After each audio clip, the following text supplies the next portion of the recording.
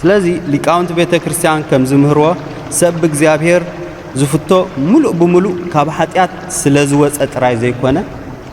እግዚአብሔር አምላኽ ንዓና ዝፈትወና ወይ ከዓ ዘፍቅረና ሙሉእ ብሙሉእ ካብ ኃጢአት ምስንነጽህ ጥራይ ዘይኮነ እንታይ ደኣ ካብ ኃጢአት ናይ ምውፃእ ፍጹም ዝኾነ ድሌት ምዝህልወና ኃጢአት ክገብር ንኽእል ክንብድል ንኽእል ግን እቲ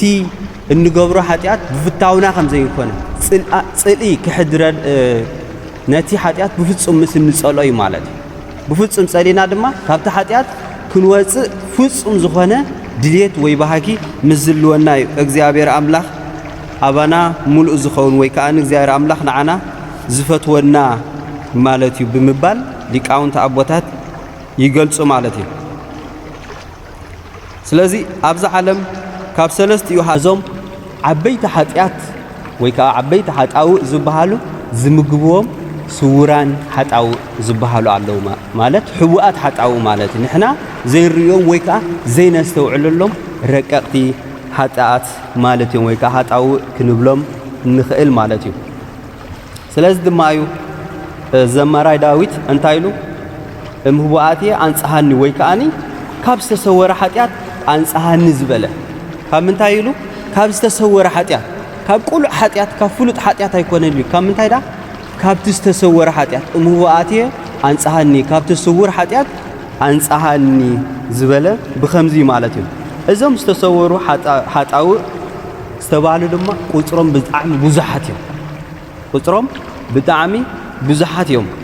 እንተኾነ ግን ከም ፈቃድ አምላኽ ካብዚኦም ቀንዲ ሰለስተ ክንርኢና ማለት እዩ። ካብዚኦም ብዙሓት ስውራን ኃጣውእ ከም ፈቃድ አምላኽ ሰለስተ ክንርኢና ይሕዋት ኣብዚ ኩሉ ሻዕ ንመሃር ኢና ግን ገለ ነገር ሒዝና ክንከይድ ከም ዘለና ብውሕዱ ካብዚኣ ትምህርቲ እዚኣ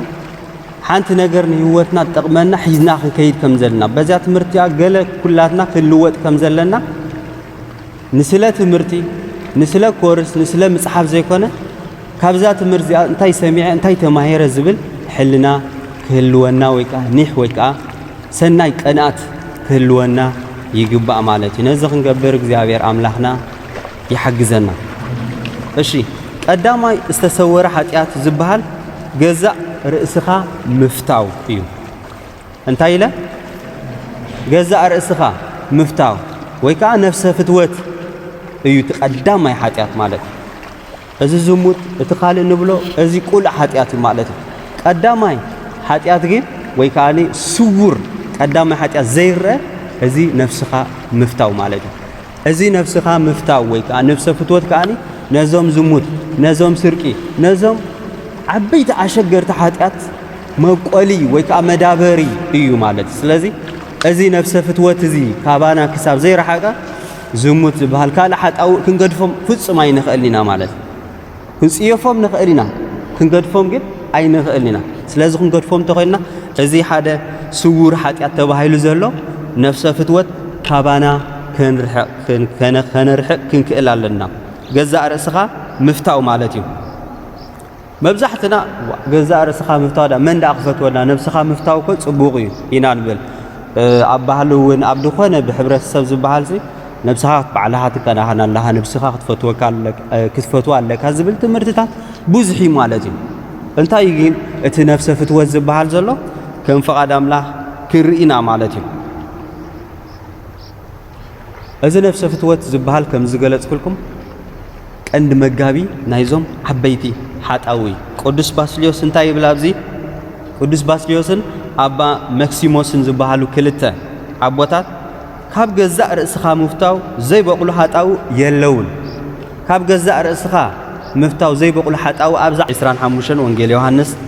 እቲ ንህይወቱ ዝፈትዋ ከጥፋእ እዩ እቲ ንህይወቱ ካብዛ ዓለም እዚኣ ኣብዛ ዓለም እዚኣ ዝጸልአ ግና ንዘላለም ህይወት ናይ ዘላለም ህይወት ክህልዎ እዩ ይብል ማለት እዩ። ስለዚ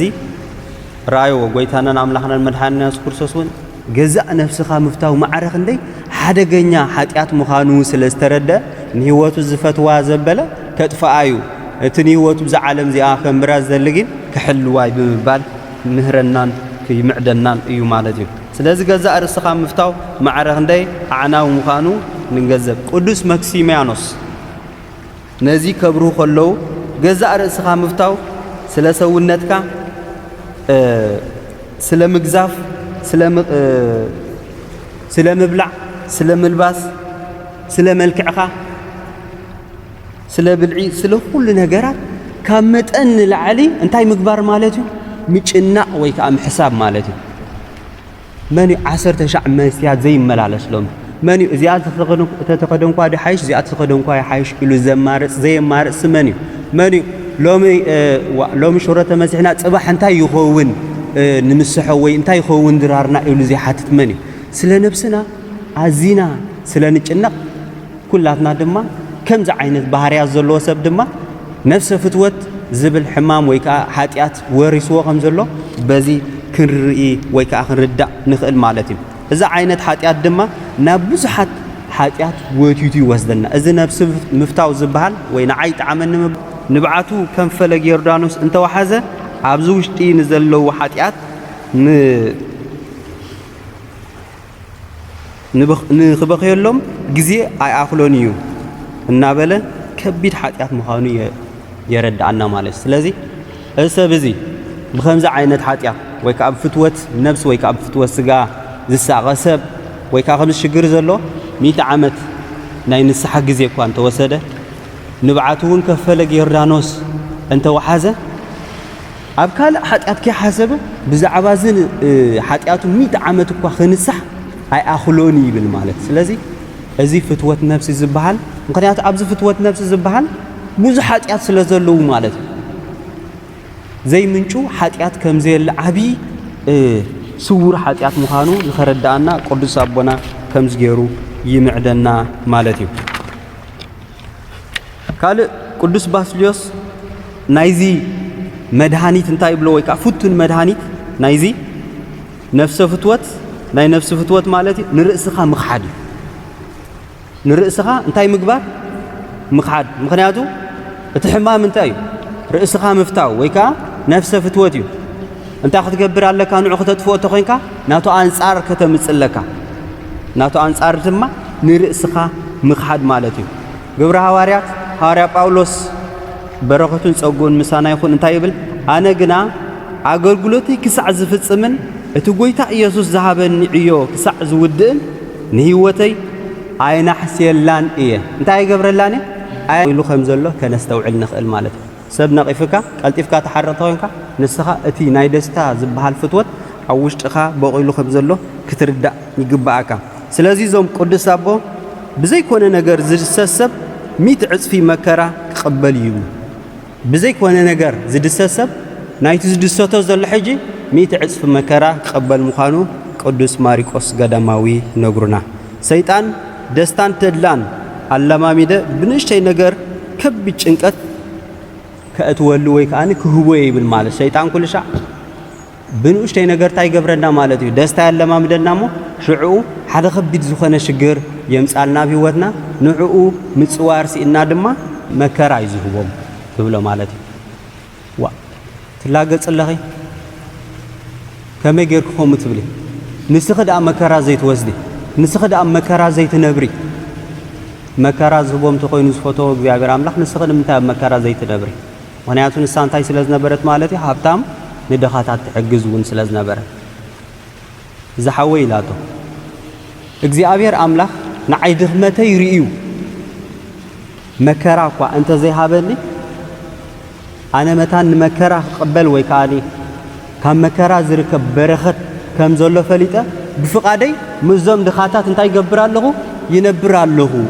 ኢላ ማለት እዩ ከምዛ ሐዋርያ ጳውሎስ ዝብለናውን مستم سأسرو كم سأسرو مستم سشجرو كم سشجرو كينا كنبر كم زلنا كنخرج دارنا مالتي سلازي كم إلى نتي جازت أنيا تملسلو مال سلازي نتي توهابك مكرا مقبال الله بعلى هون نام مكران تاي مقبار مالتي نام مكرا ምኻድውን አሎ ማለት እዩ ስለዚህ ክንምጽውት ኮለና ብዙሕ ነገር ሰናይ ነገር ክገብር ኮለና ተጸይፍና ዘይኮነ ወይ ቁስሎም ወይ ጨኖም ተጸይፍና ዘይኮነ ነቲ ቁስሎም ነቲ ተኣሽሞም ኩሉ ደስ ይልና ክንህብ ከም ዘለና ከይተጸየፍና ክንህብ ከም ዘለና የረድእ ማለት እዩ ስለዚህ ብፍቓድና መከራ ክንቀበል ይግባአና ገዛና መጽዩ ክሳብ ዝሕኩሓና እቲ መከራ እንታይ ክንገብር የብልናን ማለት እዩ ክንጽበ የብልናን ቅዱስ ዮሐንስ ዘሰዋሱ ናይዚ መድኃኒት ከነገረና ከሎ ቀዳማይ ናይዚ መድኃኒት እንታይ ይብሎ ማለት እዩ ጾም ይብሎ ማለት እዩ መከራ ክትቀበል ተኾይንካ እንታይ ክትገብር ኣለካ ክጾም ኣለካ ክጾም ተኾይንካ ኸ እቲ ነፍሰ ፍትወት ዝበሃል እንታይ ክኸውን ይኽእል ማለት እዩ ካባና ክርሕቕ ይኽእል እዩ ስለዚህ ቀዳማይ መድኃኒት ጾም እዩ ማለት እዩ ካልኣይ ትገሃለሊት ዝበሃል ሰዓታት ምቋም ማህሌት ምቋም ማህሌት ወይ ሰዓታት ተዘየለኻ ኣብ ገዛኻ ለይቲ ድዩ ክትጸልይ ክሰግድ ድዩ ከተብል ክትክእል ኣለካ ስለዚህ ነዚ ነገራት እዚ ክንገብር ይግባአና ማለት እዩ ብኻልእ ነገራት baxን ኩሉ ሰዕ ዝመሃራ ናብ ፍልጠት ሓቂ ክበጽሓ ግና ከቶ ዘይከኣላ እየን ኩሉ ሻዕ እንታይ ዝገብራ ኩሉ ሻዕ ዝመሃራ የሕዋት ኩሉ ሻዕ ትመሃራ ይኽን ኣሓት ኩላትኩም ኣሕዋት እውን ኩላትና ንመሃር ኢና ማለት እዩ ተኾነ ግን ናብ ጽቡቕ ዝኾነ መንገዲ ክሳዕ ሕጂ እንታይ ክንገብር ኣይከኣልና ማለት